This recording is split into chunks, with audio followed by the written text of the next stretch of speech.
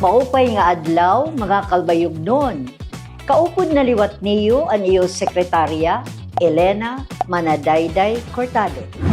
Ngan ako liwat ang iyo Vice Mayor Rex Taguman. Welcome sa Speak Up. Diin, klaro ang balaod, klaro ang serbisyo, at klaro ang impormasyon para sa tanan. Kareg natin diskusya na ang bago na balaod para sa mga negosyo na nagpa-manufacture, nagbebenta o nag-distribute sa PNP uniforms, insignias, kanyang iba pa. Tama ka, Vice. Ini ang Ordinance number 2025-02-002, ginbansagan PNP Certificate of Conformity Ordinance. Natutok ini sa pag-control ngan pag-regulate sa mga PNP-related items para diri magamit sa diri tama nga paagi. Kay kung waray kontrol, pwede ni gamiton sa maraot, maoy nga rason kung tinanok kinahanglan klaro ngan legal ang operasyon sa negosyo. Ang balaod, sakop tanan nga negosyo sa kalbayog, bisan physical store, online o digital platforms nga nagma-manufacture, nagbibenta o nagdi-distribute sa PNP uniforms, insignias o accoutrements, upod na ang supplier sa raw materials. Basta negosyo ka nga connected sa PNP uniforms, covered ka. Kinahanglan may PNP Certificate of Conformity o COC. Vice, simplihon naton ini.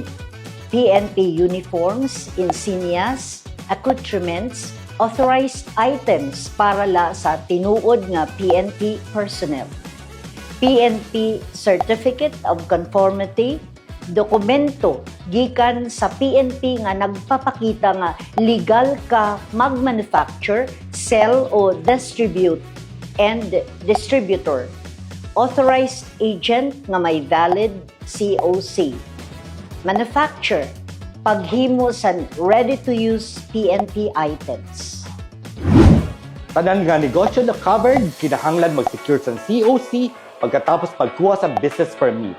Ini nga proseso ipapakoordinar sa BPLO sa PNP. BPLO ngan kapuso, maghihimo sa joint inspections sa negosyo para siguraduhon nga may valid COC. Kung waray, pwede ka suspendido, ma-revoke ang permit o masarado ang negosyo.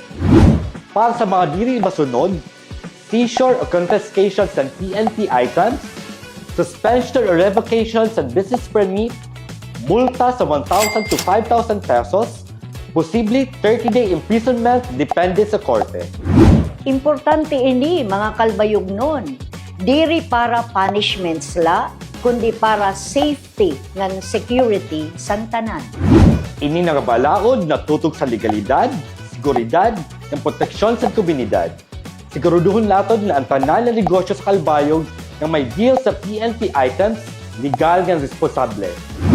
Diri gud naton dapat pasagdan ang illegal nga uniforms or insignias. Angay sundon ang balaod para sa katawhan, kalinaw nga seguridad. Padayon kita mag-aral, magpakiana, at mag-speak up.